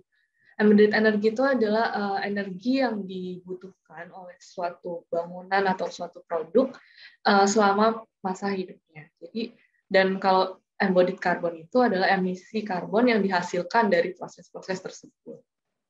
Kalau dalam konsep net zero, kita mengutamakan upfront carbon, di mana upfront carbon ini adalah karbon yang diemisikan pada masa ekstraksi bahan baku hingga proses pengangkutan ke site atau ke lokasi bangunan. Kenapa berfokusnya masih pada upfront carbon? Karena upfront carbon ini berkontribusi lebih dari 50% terhadap embodied carbon keseluruhan masa bangunan sampai pada masa end of life bangunan tersebut. Sehingga kita diutamakan fokusnya ke sini dulu supaya bisa mengurangi semaksimal mungkin embodied carbon, mengantisipasi. Berikutnya, pada life cycle stage ini dibagi menjadi banyak sekali tahapan, dimulai dari A1 sampai C4 yang umumnya ya, pada umumnya. Proses A itu adalah proses pembuatan material atau bahan bakunya dari mulai ekstraksi ditambang seperti itu sampai pada pengangkutan material itu ke dalam site untuk proses konstruksi. Dibagi menjadi 5 tahap, A1 sampai A5. Kalau tahap B atau use of product, use of material, itu bagaimana material tersebut sudah terpasang di bangunan dan digunakan Oleh karena itu, B1-5 berbicara tentang material, B6 itu tentang operational energy, seperti yang sudah dijelaskan oleh Mas Ivan. Lalu ada juga operational water use. Dan yang terakhir di tahap C ini, C1 sampai C4 itu adalah proses dekonstruksi material, transportasi dan juga limbah-limbah material setelah misalkan bangunan tersebut sudah berada pada masa akhir penggunaannya sehingga harus diganti, direnovasi atau di dekonstruksi. Skopnya biasanya ada 3, yang paling utama itu ada 3, yaitu cradle to gate. Kalau kita bisa lihat dari skema ini, cradle to gate itu di tahap awal, yang 50% dari seluruh life cycle stage. Berfokus pada materialnya saja, jadi dari mereka mengekstraksi bahan baku sampai memproduksi materialnya. Sebagai contoh misalkan batu bata gitu. Mereka dari proses mengambil tanahnya sampai ke menjadi batu bata itu. Tapi sudah sampai situ saja gitu kan. Kalau misalkan yang kedua cradle to site itu ditambah proses pengangkutan bahan tersebut dari pabrik ke hingga dipakai di bangunan sampai masa konstruksi. Sedangkan yang terakhir itu adalah lengkap ya, tahapan lengkap sebuah life cycle produk, cradle to grave, di mana di situ diperhitungkan juga masa disposalnya, demolitionnya, pengelolaan limbahnya, dan seperti itu. Nah, untuk kompetisi ini, kita hanya berfokus kepada proses A saja, A1 sampai A5. Jadi nanti kalau misalkan akan diperhitungkan embodied karbonnya atau mau mencari nilai embodied karbon dari material tersebut, itu minimal kita fokusnya ke A, proses A saja sampai pada konstruksi, karena ini kita masih dalam tahap desain. Oke, yang berikutnya. Bagaimana menghitung embodied carbon? Sebenarnya secara garis besar, yang paling sederhana menghitung embodied carbon itu mengalihkan kuantitas material dalam satuan kilogram dengan pengali nilai karbon faktor. Nilai karbon faktor ini sudah tersedia ya secara umum dan secara open source juga. Kita bisa sebut life cycle inventory, dan ada berbagai macam jenis life cycle inventory. Yang paling sering digunakan biasanya ICE database dari UK. Itu yang paling lengkap. Nanti bisa juga menggunakan open software supaya nggak perlu menghitung secara manual. Di sini ada banyak sekali software yang bisa digunakan untuk menghitung karbon tersebut. Jadi nanti referensinya bisa mengacu pada yang ditampilkan di sini, tapi kita tidak menutup referensi-referensi lain yang mungkin bisa yang valid dan yang bisa dipertanggungjawabkan. Itu nanti lalu skop material yang terhitung dalam embodied carbon ini biasanya adalah material struktur dan arsitektur yang kita utamakan, karena tadi itu adalah penyumbang terbesar embodied carbon di suatu bangunan. Itu termasuk di dalamnya fondasi, slab, dinding, kolom, balok, dan sebagainya. Itu material-material tersebutlah yang sebenarnya menyumbang embodied carbon terbesar. Oleh karena itu, memang tujuan dari pengurangan embodied carbon atau memperhitungkan embodied carbon dari awal untuk meminimalisasi emisi karbon yang kita hasilkan dari sebuah bangunan. Yang terakhir, metodenya secara detail sebelumnya sudah dijelaskan sama Pak Iwan tadi bagaimana kita harus memilih material. Next. Yang memang yang terpenting adalah kita harus mendesain dengan material yang seminimal mungkin, karena tentu menggunakan material seminimal mungkin akan mengurangi dampak buruk terhadap lingkungan, mengurangi waste juga. Dan kita dalam memilih material itu harus memikirkan ke depannya apakah material tersebut memiliki durability, ketahanan terhadap waktu, dan juga ketahanan terhadap cuaca ataupun dampak-dampak lainnya yang membuat material itu tuh tahan lama. Terus juga mungkin kita bisa mulai memikirkan apakah di masa yang akan datang material ini bisa digunakan untuk dengan inovasi-inovasi yang tentunya akan terus berkembang, menghasilkan material baru, material yang lebih inovatif dan bisa digunakan lagi untuk berikutnya, supaya kita juga mengurangi waste, mengurangi karbon lagi gitu, seperti itu. Ya, secara garis besar itu sedikit tentang embodied carbon. Mungkin teman-teman nanti bisa cek lagi database-nya, memilih material-material yang mempunyai nilai embodied carbonnya itu rendah, seminimal mungkin. Ya. Terima kasih semua. Ya, baik. Terima kasih Priska dan Ivan. Jadi saya ingin menambahkan sedikit sebelum kita akhiri paparan dari kami. Jadi tadi secara umum bahwa untuk kategori mahasiswa tadi yang sudah disampaikan oleh mahasiswa dan profesional seperti sudah disampaikan oleh Ivan, ya, yaitu terkait dengan operasional karbon, kemudian profesional, kemudian ada juga penambahan terkait dengan embodied carbon. Dan juga ada satu kategori lagi yaitu inovasi. Nanti saya akan coba sampaikan beberapa. Nah, untuk itu saya akan coba share sedikit. Saya akan coba share dalam waktu 5 menit. Ya, semoga bisa menangkap semuanya. Jadi kalau sebentar, saya akan share di screen saya. Ya, oke. Jadi sebetulnya apabila teman-teman dan juga Bapak Ibu sekalian ingin mencari beberapa ide ataupun referensi, sebetulnya dari website World Green Building Council sendiri sudah ada beberapa studi case yang terkait dengan itu. Tinggal membuka website World Green Building Council worldgbc.org, kemudian nanti bisa masuk ke dalam case study library. Ya, di situ ada beberapa case study yang mungkin bisa dijadikan referensi ataupun pengembangan ide, ya. Seperti ini juga sudah ada map-nya, tinggal memilih yang terkait dengan building type apa dan juga sustainable fokusnya apa, dan certification-nya, refernya kemana misalnya. Ya, GRISIP memang belum ada, kita masih dalam project ya. Harapannya nanti 2022 kita sudah muncul di sini. Nah, seperti contohnya ini, ya kita bisa klik misalnya di Brasil terkait dengan single house. Ya, di situ ada informasi apa saja, apa yang menjadi keunggulan mereka sehingga bisa mencapai net zero operasional karbon itu, apa yang mereka upayakan. Ya, jadi di sini bisa dilihat mereka mengupayakan beberapa hal terkait dengan energi efisiensi, kemudian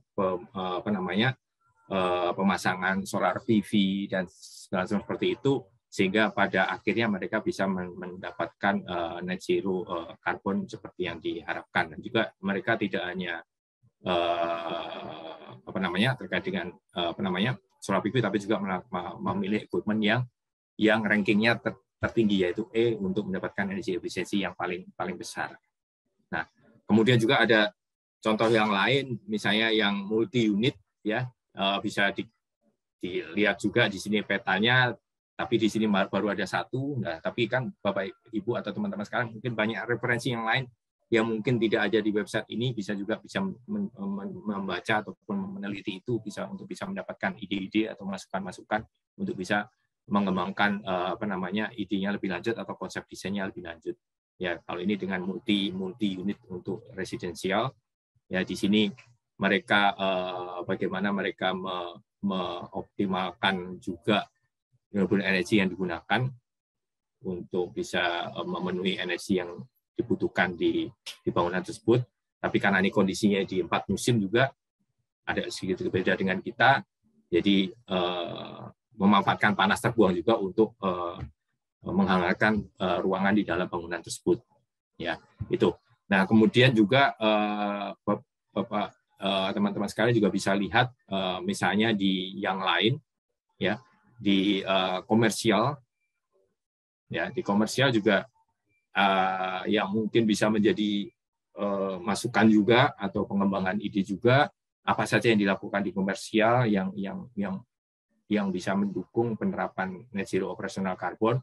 Ini sekali lagi ada di Brasil memakai rating tool lead dari USGBC. Ya, di sini tidak hanya terkait dengan energi tapi juga net zero water. Ya, tadi sempat ada yang tanya seperti itu bisa pengembangan ide bisa sampai ke sana, ya.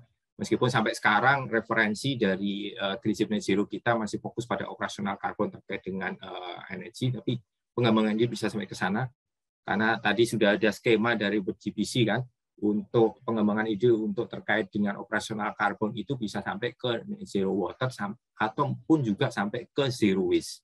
Ya, seperti contohnya di sini mereka sudah mengarah juga ke net zero water seperti apa. Dan mungkin bisa dikembangkan lebih lanjut, tapi juga tidak hanya masalah konsep, tapi mungkin bisa bagaimana itu bisa mencapai ke sana dari sisi kuantitatif, itu akan sangat lebih bagus lagi untuk kita bisa memberikan penilaian bisa lebih fair lagi, ya. Kemudian yang terakhir adalah dari sisi education, ya, school, ya, seperti diketahui juga sekarang kita pilot project-nya masih di fokus kepada sekolah, dan ini juga kebetulan di tetangga terdekat kita Singapura juga ada sekolah yang memang sudah menerapkan hal ini dengan beberapa keunggulan dan juga implementasi dari net zero yang bisa diterapkan di bangunan sekolah tersebut. Nah, sebetulnya kalau kita berbicara tentang sekolah, contohnya yang dari NUS dari Singapura tadi, di November 2019 yang lalu pada saat kita soft launching net zero, ada salah satu pembicara yang memaparkan hal ini. Saya hanya ingin merimain saja, ya, ini beberapa slide yang mungkin bisa berguna dan bermanfaat buat rekan-rekan sekalian untuk bisa mengembangkan idenya nantinya, ya, bagaimana sekolah tersebut bisa menerapkan net zero secara baik dari sisi tapak maupun dari sisi bangunan itu sendiri. Ya, ini sedikit informasi dari proyek tersebut. Nah, seperti tadi sudah disampaikan, adalah bagaimana kita mengoptimalkan dari sisi tapak, ya, masa dari orientasi bangunan, mengoptimalkan dari angin yang ada, dan juga orientasi bangunan terhadap pergerakan semu matahari. Nah, itu yang menjadi dasar pengembangan dari desain dari sekolah ini, ya. Kemudian mereka juga melakukan beberapa simulasi baik terkait dengan CFD maupun terkait dengan delete yang tadi sudah sempat disinggung juga oleh Ivan, misalnya pakai dialog dan yang lain-lain. Software-nya banyak yang open source yang kita bisa gunakan. Dan juga ini beberapa desain vision-nya yang mungkin bisa menjadi wawasan juga, bahwa dari sisi net zero energy mereka punya aspek apa yang mereka tonjolkan, dari sisi smart building aspek apa yang mereka tonjolkan untuk bisa mendukung efisiensi energi. Kemudian dari sisi kesehatannya, yaitu wellness-nya seperti apa, ya. Kemudian dari sisi inovasinya seperti apa. Ya, jadi ini bisa dikembangkan lebih lanjut dan tidak terbatas pada ini, banyak sekali di luar sana yang Bapak Ibu dan rekan-rekan sekalian bisa gali lebih lanjut lagi, ya. Village design itu seperti apa, occupant wellness itu bagaimana pengembangannya, ya, supaya nanti bisa mendukung penerapan net zero tapi juga healthy building, ya. Dan ini juga hasilnya yang bisa dicapai saat itu karena mereka sudah menerapkan net zero dan juga penerapan wellness untuk pengguna di dalamnya. Dan ini ada juga pada saat di Masterclass 2020 yang lalu. Ada beberapa presentasi, ada salah satu presentasinya tadi sempat disinggung oleh Ivan, apa itu stack effect ventilation. Nah, konsepnya ada di sini. Ya, sebetulnya ini juga sumbernya ada di link di bawah ini. Bapak Ibu bisa lihat, ya, di PCA dari Singapura juga, ya. Bisa dilihat atau mungkin ada sumber lain, silakan. Ya, bisa dipelajari lebih lanjut dan bagaimana menangkap delay tidak hanya dari sisi window tapi juga bisa memakai solar tube. Ya, jadi apabila terhalang tidak ada windows yang cukup, jadi bisa dari atas atau mungkin juga pakai diffuser yang lain yang bisa menyalurkan cahaya supaya bisa menerangi yang lebih dalam lagi ke dalam ruangan sehingga bisa mengurangi pemakaian lampu atau pengurangan demand dari penggunaan energi. Ya, jadi lampu bisa dimatikan. Ya, dan hal ini sekali lagi konsep yang sudah dijelaskan oleh Pak Iwan inilah yang bisa Bapak Ibu kembangkan lebih lanjut terkait dengan inovasi-inovasi, ya. Misalnya dari posisi massa terhadap sinar matahari atau bagian mikro, misalnya bagaimana peluang inovasi untuk bisa mendeteksi arah angin dan mengoptimalkan supaya suatu ruangan bisa sepenuhnya bisa berventilasi alami. Juga terhadap bagaimana deteksi dan juga programmable respon terhadap fasad terhadap arah sinar matahari. Ya. Dan bagaimana itu semua diwujudkan dalam bentuk konsep rancangan sistem maupun prototipe hardware ataupun software. Jadi silakan bisa dikembangkan dari sisi inovasi-inovasi ataupun mungkin dari peluang dari material. Tadi sudah sempat disinggung tentang embodied carbon, dari sumber bahan mudah aplikasinya, tidak beracun, jadi mengurangi panas sinar matahari yang masuk, tidak ada waste, awet, dan less maintenance. Ya. Beberapa dari ide dari yang AGC tadi bisa digunakan. Ya kan? AGC tidak hanya kaca. Dia ada animasi untuk atap yang dari film kayak gitu, dia juga ada chemical product ya yang bisa mendorong untuk less maintenance tadi. Nanti pada saat di bootcamp itu akan diperkaya lebih lanjut ya dari AGC-nya. Ya, peluang inovasi yang lain dari tadi sudah saya singgung adalah bagaimana perawatan pemeliharaan dan vegetasi di tapak kita. Atau deteksi monitoring kualitas udara luar. Ya, yang terhubung dengan respon ME yang ada di dalam bangunan supaya menjaga kesehatan dalam ruang lebih bagus lagi. Ya, tadi sebetulnya dari sisi NUS sudah ada penerapan ini smart building itu. Ya, peluang inovasi yang lain adalah ya ini yang dari NUS ya, tool atau software yang bisa merekod, menganalisa kondisi lingkungan, kemudian memberikan peringatan atau membuat respon yang cepat ya. Demi kenyamanan dan kesehatan orang di dalamnya. Yang ujung-ujungnya tidak hanya sehat tapi juga efisiensi energi. Dan yang terakhir juga bagaimana potensi-potensi inovasi terkait memaksimalkan energi terbarukan yang setiap lokasi, setiap kota, karena inovasi ini terbuka ya, tidak hanya di Bandung KBP tadi kalau kita ngomong kategori inovasi, tapi juga di manapun di seluruh Indonesia silakan. Inovasi apa yang spesifik, yang mungkin unik di area tersebut yang bisa dikembangkan. Ya. Dan inovasi yang lain untuk mungkin terkait dengan sistem bangunan. Bagaimana sih sistem bangunan itu bisa dioptimalkan ya supaya bisa mengarah ke net zero. Ya, baik itu net zero carbon, net zero energy maupun net zero water dan net zero waste. Ataupun mungkin malah lebih jauh lagi ke value chain. Ya, baik yang upstream maupun downstream. Ya. Nah, itu kan terkait dengan existing building. Jadi banyak inovasi yang terbuka bisa dikembangkan lebih lanjut untuk kategori inovasi. Ya. Demikian tambahan dari saya selain pemaparan dari Ivan dan juga Priska tadi. Terima kasih, saya kembalikan ke Mas Idam.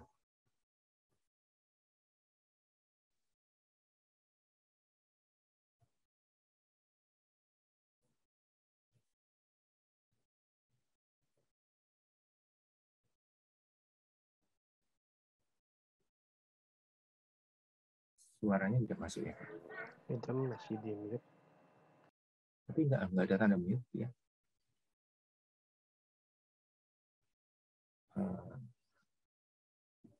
Oh, sorry. Terima kasih Pak Surendro dan Mas Ivan dan Mbak Priska. Mungkin sekarang kita langsung ke sesi tanya jawab aja kali ya. Udah ada beberapa yang dijawab sih oleh Pak Iwan. Ya, saya akan hanya membacakan beberapa yang belum dijawab. Nah, yang pertama ini ada mungkin pertanyaannya lebih ke sesinya Pak Rendro, Mas Ivan dan Mbak Priska ya. Bagaimana daftar nilai footprint karbon untuk semua bahan bangunan yang ada? Cara ngelihatnya tuh gimana sih, Pak Rendro mungkin? Ya, silakan. Priska, langsung aja. Ya, tadi seperti yang ada di PPT ya, ada namanya ICE database, itu bisa dicari di Google, nanti bisa tersedia itu database-nya untuk material-material yang ada dari konkrit, dari baja, beton, kayu, dan sebagainya, semua di situ ada. Terus juga bisa menggunakan open software, listnya juga sudah ada di situ, nanti di-share mungkin via email PPT ini. Di situ di software-nya itu bisa langsung input bahkan kayak materialnya apa, kuantitinya berapa, nanti akan langsung keluar nilai embodied carbonnya berapa. Oke, terima kasih. Mungkin bisa dicek nanti ya setelah materi presentasinya di-share, bisa langsung dicek untuk webnya. Nah, ini yang kedua ini dari Pak Johannes van Reet. Ada 3 pertanyaan ini. Yang pertama itu adalah net zero sehat bangunan, economic life cycle ke end user memiskinkan. Apa jaminan produk atas comply atau conformity? Itu untuk yang pertama. Yang kedua itu adalah peraturan bangunan kita tidak banyak menginterven peraturan lingkungan. Mungkin bagaimana itu ya? Dan yang ketiga adalah PBG dan peraturan SLF ibarat vektor dalam 2 arah berlawanan. Yang satu arah compliance dan yang lain kepada conformity. Ini mungkin Pak Iwan bisa jawab ya? Ya, baik, ya terima kasih. Pertanyaannya tadi pertama agak sumir ya, apalagi dengan istilah-istilah yang buzzword yang Anda gunakan ya. Tapi saya coba menjawab ya pemahaman saya tentang apa yang Anda tanyakan. Jadi pertama bahwa upaya, kalau saya tidak salah tangkap yang Anda maksud itu upaya apa namanya? Upaya ke arah green building dan net zero itu secara umum menuju memiskinkan secara economic life cycle, akan memiskinkan end user. Ini terus terang saya tentang ya pernyataan ini. Makanya saya tulis ini di sini, saya jawab apakah ini pandangan objektif atau pandangan subjektif Anda ya. Kalau secara objektif yang jelas ya, ini berkebalikan ya. Yang jelas gini, setiap kita meningkatkan mutu pasti akan ada peningkatan investasi di awal. Jadi ada orang kredo yang selalu bilang ada harga, ada barang ya. Dan itu mengapa hal itu tidak pernah dipertanyakan untuk kasus green building? Ya, itu satu dulu ya, ada harga, ada barang. Jadi kenapa kalau untuk yang lain kita tidak mempertanyakan ada harga, ada barang? Mengapa kita memilih komputer yang lebih baik, bukan komputer yang buruk? Karena ada harga, ada barang. Ya. Jadi itu satu dulu ya, mindset itu dulu yang tolong diperbaiki. Ya. Lalu kemudian ada barang, ada harga, ada barang. Lalu yang kedua, yang jelas ya, bahwa setiap kita yang jelas ya, dalam konteks green building secara umum, menurunnya total life cycle cost itu jelas akan menyejahterakan pemilik bangunan. Meskipun investasi di awal mungkin ya akan lebih mahal sedikit dibandingkan bangunan konvensional, tapi life cycle cost secara umum, biaya pemeliharaan akan sangat drop, turun sekali. Bahkan bisa sampai 30-40%. Akan sangat drop. Artinya apa? Kesehatan finansial perusahaan atau pemilik bangunan itu akan jauh lebih baik. Dan ujung-ujungnya kepada user harganya akan bisa lebih kompetitif. Jadi kalau dinyatakan bahwa green building atau itu akan mengarah pada pemiskinan secara umum karena akan meningkatkan harga jual, meningkatkan ongkos produksi dan sebagainya, itu saya tentang 100%. Ya. Lalu yang ketiga, apalagi kita dalam konteks GBCI mempromosikan dalam konteks net zero, GBCI mempromosikan ventilasi alami, itu jelas-jelas adalah solusi yang the most affordable, most sensible solution dalam konteks Indonesia. Ya. Sehingga kita tidak memerlukan AC. Ya, kita kembali lagi merecall semua strategi terbaik, desain terbaik yang sejak zaman kolonial, sejak zaman tradisional bahkan sudah dielaborasi oleh nenek moyang kita, dielaborasi oleh ahli-ahli bangunan, pandai-pandai bangunan, cendekia bangunan kita pada bangunan-bangunan tradisional, kemudian diteruskan oleh arsitektur kolonial yang juga demikian juga berusaha mengelaborasi dan berkompromi, melakukan adaptasi teknologi maupun metodologi desain sedemikian rupa sehingga menimbulkan kenyamanan thermal yang menggunakan hanya ventilasi alami. Tapi semenjak kita kenal AC lalu kita lupakan hal itu. Ya, kita anggap itu barang kuno. Mari kita recall kembali itu, justru GBC Ideas ini adalah sarana untuk kita mengembalikan kecanggihan, meneruskan lagi, merecall lagi kecanggihan bagaimana melakukan strategi desain ventilasi alami. Dan itu jelas murah karena cutting cost-nya hampir 60%. Energi di mana itu adalah pengurangan termahal dari bangunan. Sehingga ujung-ujungnya kesehatan finansial bangunan itu akan jauh lebih baik, ujung-ujungnya akan lebih menyejahterakan juga end user-nya karena kemungkinan harga jualnya juga akan lebih turun sebab ongkos produksinya lebih rendah. Ya. Jadi modeling ini justru secara ekonomi nanti akan bisa jadi satu pembuktian juga di Kota Baru Parihyangan ini, membuka wawasan para developer termasuk Kota Baru Parihyangan sendiri nanti, oh ternyata desain semacam ini akan sangat menarik dalam konteks new normal, sehat, kedua dalam konteks combating climate change, ya itu jelas lebih bagus untuk status bangunan public performance, art performance, ya. Yang kedua untuk apartemen mid class, ya. Kalau ini bisa jadi model, bisa kita replikasi dan sebagainya, maka tidak ada lagi yang mengatakan atau tidak bisa lagi bisa kita bantah sekaligus. Saya harapkan peserta yang terbaik bisa akan membantah itu dengan sendirinya, yaitu apa? Bangunan yang net zero, healthy, itu justru jauh menjadi bangunan yang lebih affordable. Bangunan yang lebih mensejahterakan. Ya itu. Lalu kedua, yang kedua ini pertanyaan saya nggak ngerti sebenarnya. Peraturan bangunan kita tidak banyak mengintervensi peraturan lingkungan. Ini premisif, tapi menurut saya atau permisif maksudnya. Saya nggak ngerti ini. Atau optimisif. Saya juga baru dengar ada kata-kata optimisif ini. Jadi saya kurang tahu ya dengan peraturan bangunan ini akan menjadi peraturan lingkungan dan sebagainya. Yang jelas memang ada tumpang tindih atau ketidakselarasan antara peraturan.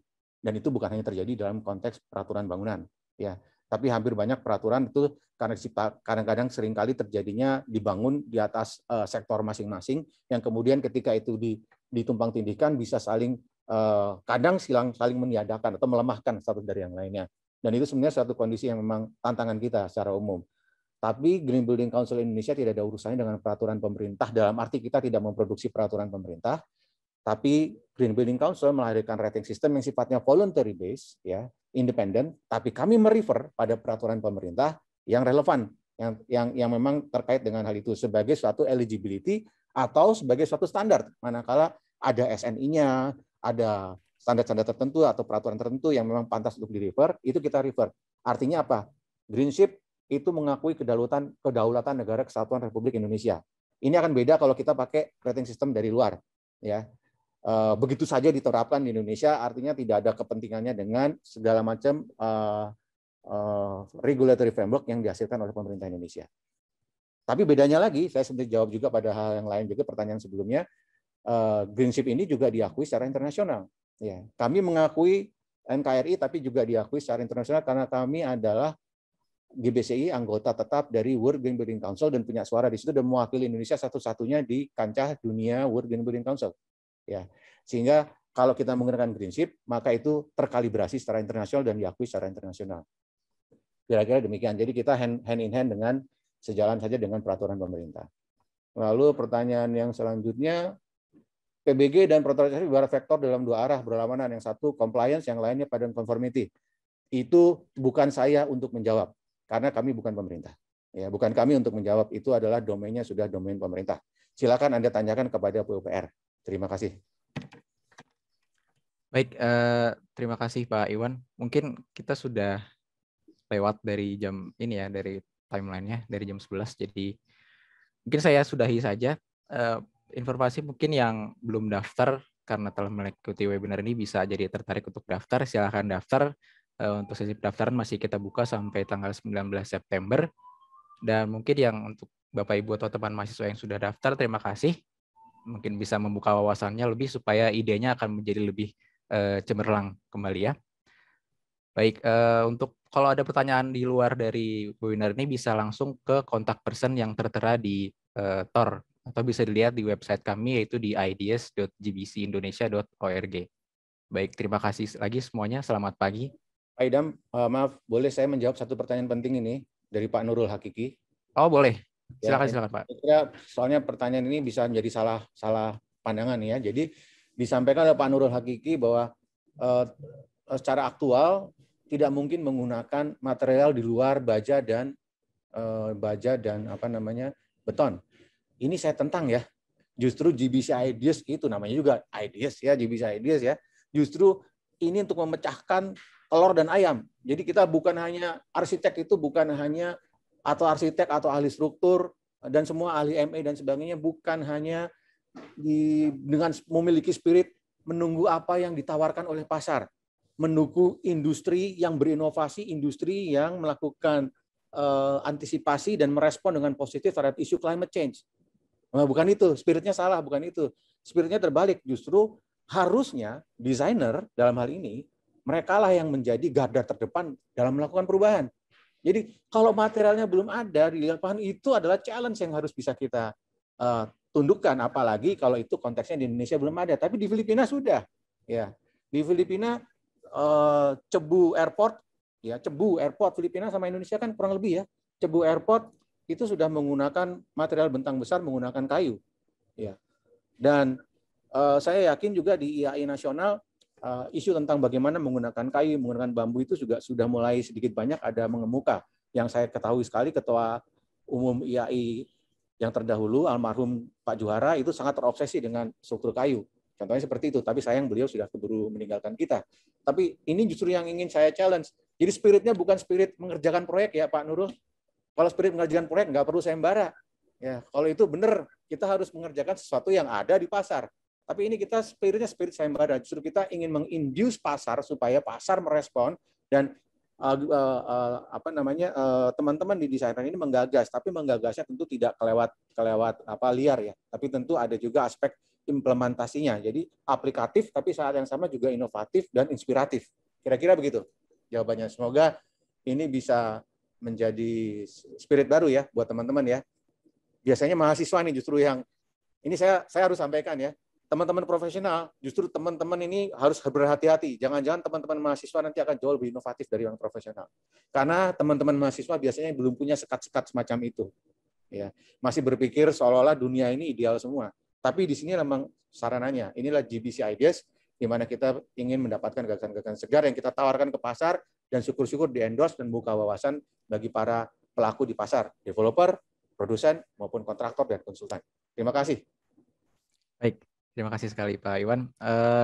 Menarik sekali ya. Mungkin kami harapkan Bapak Ibu sekalian atau teman-teman mahasiswa bisa menciptakan ide se-inovatif mungkin supaya bisa mengindus pasar tadi ya.